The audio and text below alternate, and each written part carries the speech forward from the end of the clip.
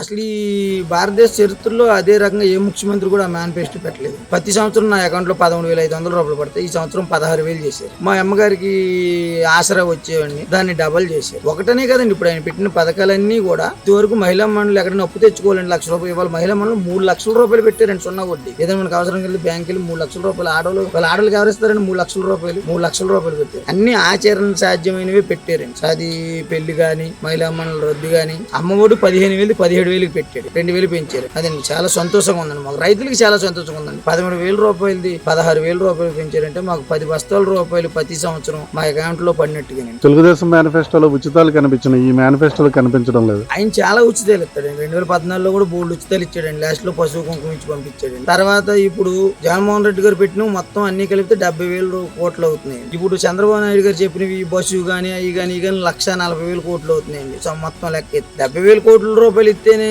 జగన్మోహన్ రెడ్డి శ్రీలంక చేశాడు అన్నప్పుడు 1,40,000 కోట్లు ఇస్తే మనదేమవుతుందండి? ఆపుగానే వస్తుందా? అక్కడ పాలిస్తున్నారు కదా, అది అవుతుందా మనది? వైసీపీ మేనిఫెస్టో మీకు నచ్చిందంటారు? అయితే నాకే కదండి, ఆంధ్రప్రదేశ్ మొత్తం జనాభాకు నచ్చుద్ది. అంత బాగా వదిలేడు. ఆచరణ అయ్యేవే వదిలేరు. ఆచరణ లేకుండా అప్పులకు పోయి ఆడంబరాలకు పోయి అబద్ధాలు చెప్పేవి ఏ సీఎం గారు వదలలేదు. సీఎం గారు ఆయన నా విషయం ఇది, నేను సాధ్యం చేయగలను 2019లో వదిలేరు. నేను సాధ్యం చేయగలను అన్నాడు. అసలు ఆయన 2014లోనే గెలాలండి. ఆయన రుణమాఫీ ఇది ఏదైనా అబద్ధాలు చెప్పబట్టి గొట్టెక్కాడు. ఈయన నేను చేయలేను చెప్పలేను అన్నాడు కాబట్టి ఆయనకు 1% ఓడిపోయాడు. 2019లో ఆచరణ అయినవి చెప్పాడు, గ్యారంటీకి గెలిచాడు. 99% ఆయన చెప్పినవని చేసాడు. ఇప్పుడు కూడా చేసేవే చెబుతున్నాడు. అయితే 2022లో తిరిగి మళ్ళీ జగన్మోహన్ రెడ్డి గారు గెలుస్తారంట. గ్యారంటీ అండి. ఈమె ఏ మేనిఫెస్టో పెట్టకపోయినా సరే పాత వదిలినా గెలుస్తాడండి. కారణం ఏంటంటే చెప్పినవన్నీ చేశాడు కాబట్టి జనానికి ఒక నమ్మకం కలిగిందండి. ఈయన వస్తే చెప్పినవి చేశాడు, ఈసారి కూడా అయ్యే చేస్తాడు, చెప్పకపోయినా చేస్తాడు అనే ఒక నమ్మకం ఉంటదండి. తెలుగుదేశం, జనసేన, బీజేపీ 3 కూటమి ఉంది కదా, కూటమి ప్రభావం వల్ల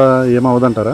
అసలు కూటమి కాదండి. ఇప్పుడు ఈయన పెట్టిన 6 పథకాలు కూడా మొన్న ఒక నెల క్రితం బీజేపీ వాళ్ళు జనసేన వాళ్ళు ఈ కుదరదు, మేము ముగ్గురం కలిసి మనం మేనిఫెస్టో వదలాలి, మీరెందుకు వదిలేరని మన నానా గొడవ అయిందండి. ఇది జనాలకు వచ్చేవారు కూడా నమ్మకం లేదండి. ఇది అయితే మళ్ళీ తిరిగి జగన్మోహన్ రెడ్డి గారు గెలుస్తారంట. గ్యారంటీకి జగన్మోహన్ రెడ్డి గారండి. జగన్మోహన్ రెడ్డి జగన్మోహన్ రెడ్డి అనేవాడు జనాల్లో కలిసిపోయాడండి.